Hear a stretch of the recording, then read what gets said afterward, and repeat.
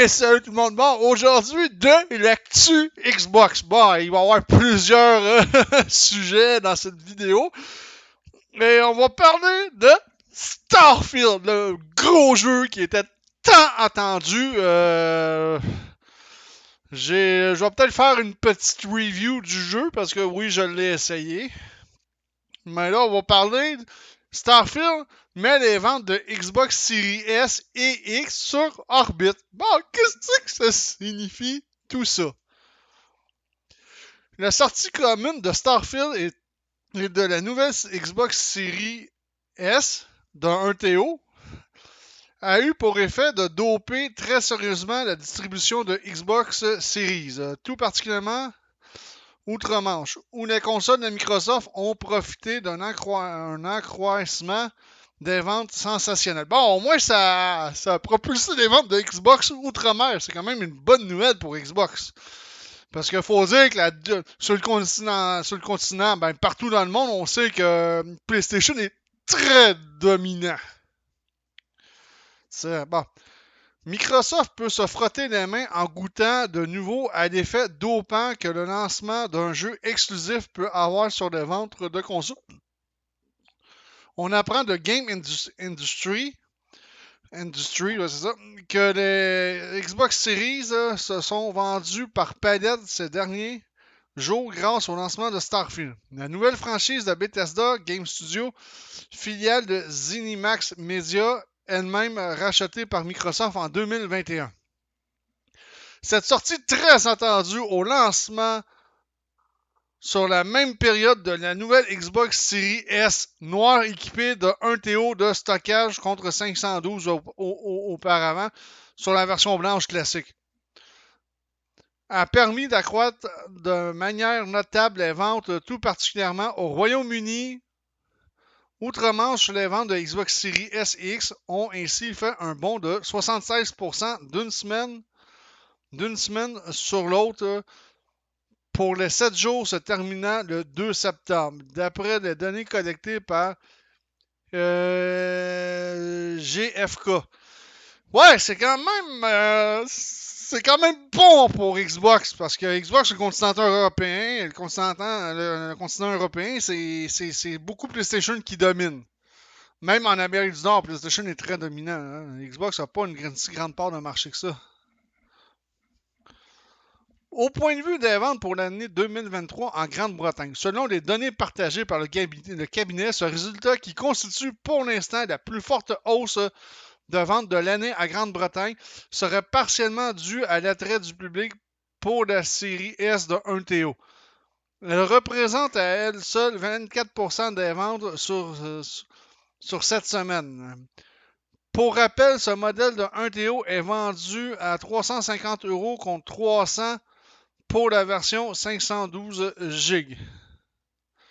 La Xbox Series X reste toutefois loin devant à 46% des ventes enregistrées, toujours cette même semaine et toujours au Royaume-Uni. Une hausse des ventes liée en bonne partie à la sortie de Starfield. Le titre a en effet été rendu disponible dès le 1er septembre aux joueurs ayant acheté l'édition Premium. Ouais. Notons que ces excellentes ventes compensent une année poussive à souhait pour Xbox Series en outre-Manche. Jusqu'à la fin août, les ventes de consoles Microsoft y étaient en baisse de 23% par rapport à celles enregistrées en 2022. Difficile de ne pas garder en tête les difficultés croissantes de la Xbox Series S lorsqu'il s'agit d'offrir la même expérience de jeu que sa grande sœur, la Series X, sur certains titres gourmands. Un élément qui pourrait peu à peu impacter négativement son intérêt et par conséquent ses ventes à venir. Et oui, ben c'est bon pour Xbox. Là, ils ont un peu le vent dans les voiles, ils en profitent et on ne les blâme pas. Ok, tant mieux si la Xbox Series S noire de 1 TO comment dire, elle suscite de l'attrait. C'est sûr que d'après moi, à court terme, le cauchemar risque de revenir parce que les jeux sont de plus en plus gourmands et la série S est beaucoup, beaucoup moins puissante que sa grande sœur. Mais tant mieux, Starfield a contribué à une hausse des ventes au Royaume-Uni pour Xbox. Quand même, c'est une bonne exclusivité. Bon, on va parler du Game Pass Core de Xbox. Une belle surprise pour le nouvel abonnement. Bon, je sais pas de quoi il en ressort. J'ai vu l'article là, ça fait à peine 5 minutes. Le Xbox Game Pass Core, le nouvel abonnement du service de Microsoft arrive ce 14 septembre. Demain. Quand on possède une console, difficile de ne pas craquer pour le Xbox Game Pass contre une somme mensuelle, le service de Microsoft permet de profiter d'un large catalogue de jeux, une proposition extrêmement séduisante qui a même poussé son principal concurrent PlayStation à s'inspirer de sa formule sur PS Plus. Sauf que ces derniers mois, Xbox a apporté beaucoup de changements au Game Pass, dont une modification des tarifs qui n'est qui n'est pas très bien, qui n'a pas très bien passé, qui n'est pas très bien passé. Moi, j'ai écrit qui n'a pas très bien passé.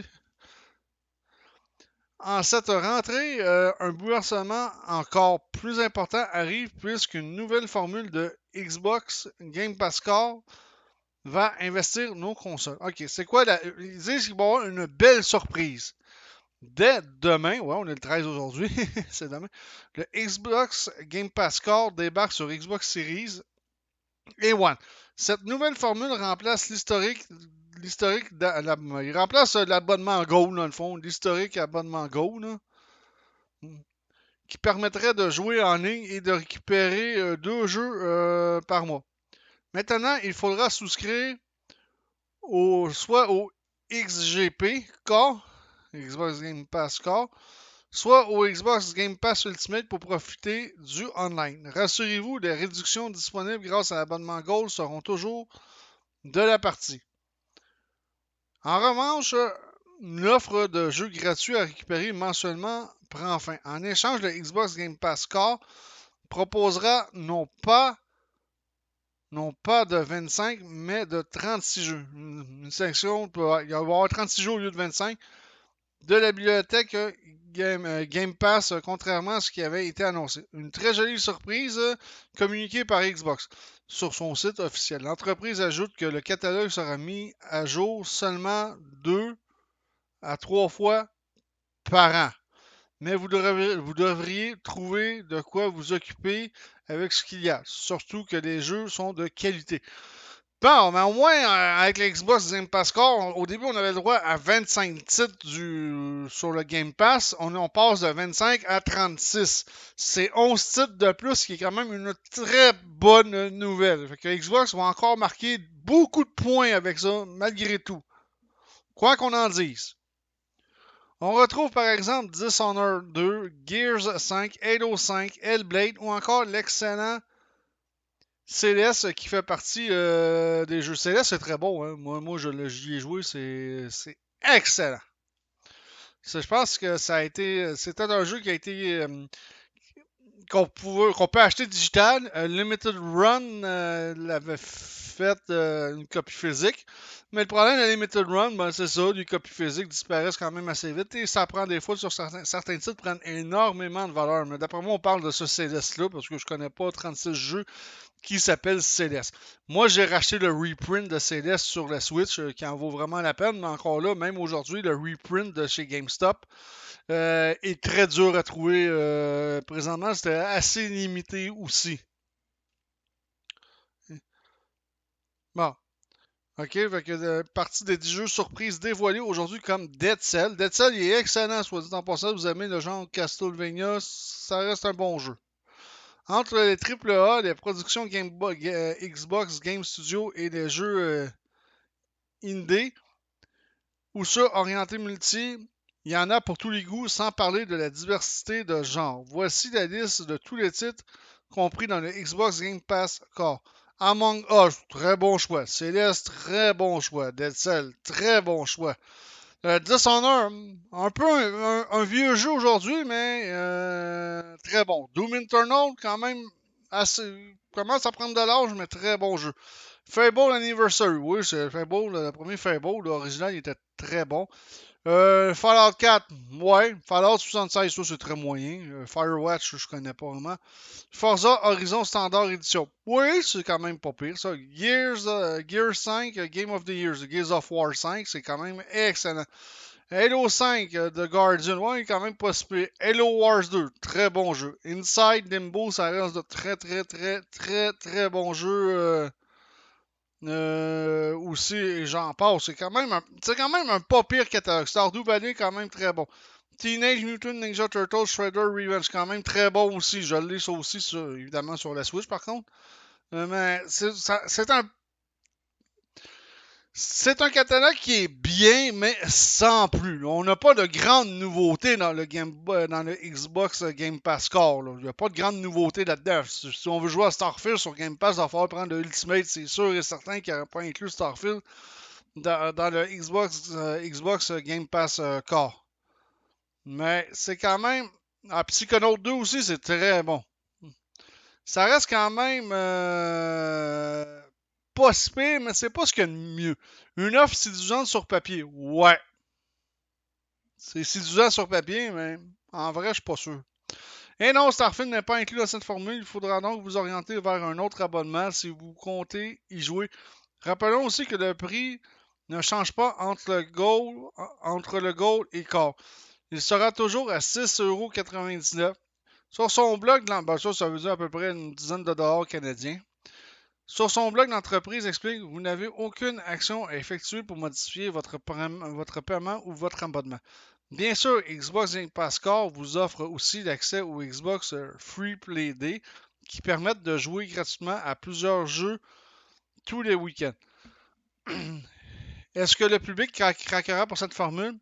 Elle devrait surtout intéresser les joueurs pas encore abonnés au Xbox Game Pass ou qui n'ont pas eu l'occasion de faire les jeux de son catalogue, ouais, et qui sont quand même plus tout jeunes non plus. Ouais, ben c'est ça, les jeux en question sont plus tout jeunes, là, à part Psychonaut, qui est quand même assez récent, Limbo, Inside, c'est quand même assez vieux, là. Fait que, tu sais, son catalogue qui ne sont quand même plus tout jeunes. Son tarif intéressant joue aussi en sa faveur. En espérant qu'il n'augmente pas, le Xbox Game Pass Core sera disponible dès ce 14 septembre sur Xbox Series et One. Bon, ben, ça, c'est juste un abonnement pour, mettons, juste ceux qui veulent jouer en ligne. D'après moi, ça reste quand même pas mal l'équivalent au Gold. L'autre problème que je trouve, c'est que le catalogue, les jeux ne sont vraiment pas jeunes. Il y a des jeux qui sont quand même très vieux, là. Grounded, ça, ok, ils ont annoncé, je pense, je sais pas si c'est celle-là, Grounded, ils ont annoncé, il me semble, des expansions pour ça. PD2, il est quand même assez récent. Mais pour le reste, là, c'est quand même des vieux jeux, là, on va se le dire. Là. Celui-là, il est récent, quand même.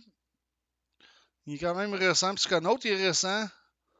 PD2 il est quand même relativement assez récent, mais pour le reste, il y a beaucoup de titres qui datent. Là. Dishonored 2, là, euh, ça commence à dater aussi. Là. Donc, ouais, c'est pas un catalogue si intéressant que ça, sauf si vous voulez jouer juste en ligne. L'abonnement peut être assez intéressant. Bon, encore de l'actu Xbox. La vidéo va être assez longue maintenant, je suis désolé. Utilisez la Xbox Mastercard pour gagner des points à dépenser sur le Microsoft Store. Bon, mais Xbox Mastercard, la carte bancaire pour gagner des points à dépenser dévoilée. Aussi surprenant que cela puisse paraître, Xbox annonce aujourd'hui une Mastercard à l'effigie de sa marque permettant de cumuler des points pour ensuite se procurer des cartes cadeaux Microsoft. Oh boy, ok, ouais. Est-ce que c'est une bonne idée? Je suis un peu mitigé, là, mais... À partir du 21 septembre, les membres Xbox Insider états-uniens, ok, c'est aux États-Unis, en tout cas, ça va se passer, c'est pas pire, pourront profiter de cette Mastercard sans cotisation annuelle en partenariat avec la Barclays US Customer Bank. En 2024, tous les résidents des États-Unis, les résidents des États-Unis, États-Uniens, là, seront inéligibles. Vraiment, là, des fois, le français, j'ai dur à comprendre. Non, je l'aurais peut-être pas écrit de cette façon-là. Bon, en tout cas, tout le monde aux États-Unis en 2024 vont pas en profiter. Bon.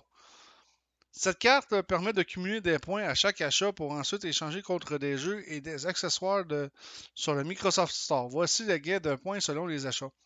Xbox et Microsoft gagnent 5 fois les points de la carte pour un produit éligible dans le Microsoft Store. Service de streaming. Gagner 3 fois les points de la carte sur les services de streaming éligibles comme Netflix et Disney+. OK. Service de livraison de repas. Gagner 3 fois les points de la carte sur les services de livraison de repas éligibles comme DoorDash ou compagnie. Bon, autrement dit, se faire fourrer pour se faire livrer un repas. Parce que les frais de DoorDash sont quand même assez élevés. Et achat quotidien. Gagner un point de carte sur tous les autres achats quotidiens. Bon, OK. D'après The Verge, il n'est pas impossible de cumuler ces points avec ceux des Microsoft Rewards. Les deux systèmes sont complètement dissociés. Pour générer une carte de 15$ sur le Microsoft Store, 1500 points sont nécessaires. OK. Les autres avantages de la Xbox Mastercard. En plus du système de points, cette Mastercard octroie des avantages, dont un lié au Xbox Game Pass. Liste des avantages de la Xbox Mastercard. Un bonus de 5000 points de carte d'une valeur de 50$ après un premier achat. 3 mois de Xbox Game Pass Ultimate pour les nouveaux membres de Game Pass après leur premier achat. S'ils sont déjà membres du Game Pass, ils peuvent facilement l'offrir à un ami pour qu'il joue avec eux. Choix de l'un des 5 designs emblématiques pour leur carte avec la possibilité de la personnaliser avec leur Game Tag. Flexibilité d'utilisation avec les paiements sans contact et le portefeuille numérique. OK? Accès gratuit en ligne au pointage de crédit fiscaux des titulaires de cartes, ce qui permet aux utilisateurs de garder un œil sur leur pointage de crédit et de recevoir des alertes lorsque leur pointage a changé. OK? Protection de la responsabilité en cas de fraude à 0$, une sorte que les titulaires de cartes ne sont pas responsables des frais qu'ils n'ont pas autorisés. Bon, reste à voir si un jour un tel concept s'exportera ailleurs dans le monde. Ce qui est sûr, c'est qu'Xbox cherche par ce biais à fidéliser sa communauté en offrant des avantages, les incitant à rester dans le même écosystème. Bon, ben, moi, personnellement, pour rester dans l'écosystème de Xbox, je n'ai pas besoin d'une carte de crédit Xbox, et de un. Et de deux, mes jeux, je les achète souvent en version physique. C'est très rare que j'achète des jeux quand même en version numérique. Fait que déjà là, tu sais. Puis j'ai déjà une carte de crédit. C'est déjà amplement suffisant pour moi. J'ai pas besoin de 2 cartes de crédit. Ça ne vaut pas vraiment la peine. Bon, c'est une idée comme un autre. Moi, je suis un peu mitigé parce que ça va peut-être inciter le monde à plus dépenser ou ça va inciter peut-être une minorité de personnes à dépenser plus que leurs moyens qu'ils ont. Fait que, en tout cas, je ne suis pas très, très, très, très sûr. En tout cas, je suis mitigé sur la Xbox Mastercard de ce côté-là. Tu n'as pas une carte de crédit pour essayer de fidéliser encore plus ta communauté tant que ça. On va finir avec quelque chose d'assez inusité. Le Xbox 360 retour sur les tablettes, mais pas sur la forme que vous croyez. Et oui, Megablock a décidé de faire une Xbox 360. C'est peut-être la console la plus emblématique de Microsoft à venir jusqu'à date. La 360 a eu un succès monstre. Je l'ai encore, ma Xbox 360. Hein, soit dit en passant, je suis pas prête de m'en débarrasser. Là. La console Xbox 360 retirée des ventes en 2016, ouais, déjà, ça fait quand même un bon petit bout de temps, ça prête à ressusciter dans les magasins Target. Oh! Alors ça, c'est poche, ça, par exemple. C'est une exclusivité Target. C'est sûr que Target, on sait ce que Target au Canada, ça a fait, hein? En pièces détachées, en plus. En effet, les adeptes d'objets de collection et de blocs méga qui souhaitent mettre la main sur un exemplaire qui n'a pas une console fonctionnelle devront l'assembler à la maison. L'ensemble de 1342 pièces inclut le boîtier, la manette, Xbox 360 et un exemplaire trafiqué du jeu Halo. Un exemplaire trafiqué du jeu Halo. Pas pire ça. Bien que la console ne soit pas fonctionnelle, certains des éléments à construire ont des composantes électroniques. Parmi celles-ci, on compte le voyant lumineux, lumineux caractéristique à la console. Les fans de Xbox se souviendront que le voyant rouge était porteur d'une mauvaise nouvelle. Oh oui! Surtout les premières années de la 360, c'était catastrophique. Par exemple, à partir de, je pense, 2010 ou 2011, sur les modèles première génération de 360, il y avait quand même corrigé certains problèmes. Parce que moi, j'ai eu une 360 pendant... j'en ai eu deux qui dataient de 2009. J'ai eu des problèmes avec. Mais à un moment donné, j'ai décidé d'aller, quand j'ai eu des problèmes avec ma dernière Xbox 360 qui datait de 2009, j'ai décidé d'aller, ça c'était en 2011, j'ai décidé d'aller acheter le modèle arcade parce que tu pouvais switcher le disque dur puis ça finissait là, puis tu retrouvais une Xbox, je me rappelle plus comment qu'il l'appelait à ce moment-là, mais tu retrouvais la Xbox, parce que l'arcade n'avait pas de disque dur dans le fond. Donc, tu retrouvais une Xbox 360 ordinaire de ce côté-là. Puis mon modèle de 2011, ouais, 2011 ou c'était une 2011, je n'ai jamais eu de problème avec et je l'ai raidé. Je l'ai donné à un de mes amis présentement qui a joué énormément avec. Il y a eu zéro problème sur cette 360-là arcade. Parce que les problèmes de surchauffe avaient été corrigés. Fait qu'il faut pas mettre toutes les Xbox 360 blanches toutes dans le même panier parce que c'est pas vrai. C'est vraiment, vraiment, vraiment pas vrai.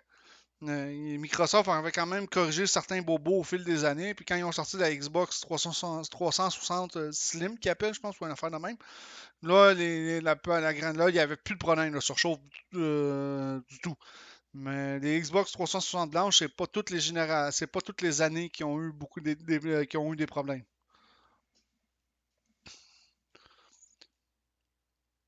Bon. L'objet de collection conçu à l'échelle 3-4 de la version d'origine s'ouvre pour révéler un lecteur de disques et d'autres offres de Pâques. Le disque de Halo 3 active quant à lui la carte mère de la console d'après une description énigmatique sur le site Target. Les 150 magasins de Target aux États-Unis mettront en vente les appareils en compter du 8 octobre au coût de 150 $ américains et 200 $ canadiens. Ouais, on ne l'aura pas ici, ça je trouve ça bien plate. Ça, c'est peut-être quelque chose que j'aurais vraiment aimé acheter. Je ne sais pas pourquoi j'adore les Lego et de ça c'est même pas un problème. J'aime les Lego, j'en ai quelques-uns à construire puis à finir de construire, mais j'ai plus de place pour les serrer. Fait que ça c'est l'autre problème de la chose. Mais j'aurais tellement aimé ça que ça soit pas exclusif à Target, à moins qu'il y aurait peut-être un moyen de la commander en quelque part, mais les revendeurs vont se faire un plaisir de nous la vendre à 350 pièces, 400 pièces là. Ça serait pas étonnant. Ouais, je suis vraiment déçu. J'aurais vraiment aimé mettre la main sur ce bijou-là. Ça aurait été exclusif Walmart, là, ça aurait fait yes! Yes! Je l'aurais acheté. Mais exclusif Target, on sait que Target au Canada a vraiment très bien, a très bien foiré. Ça a foiré ce Target au Canada, c'est le plus gros flop de l'histoire du commerce au détail au Canada. Faut le faire quand même, fait que ouais, il n'y aura peut-être pas moyen de la mettre, puis ça va être en vente le 8 octobre. Fait que j'espère que cette vidéo-là vous a plu, fait que je vous dis ciao tout le monde, à la prochaine.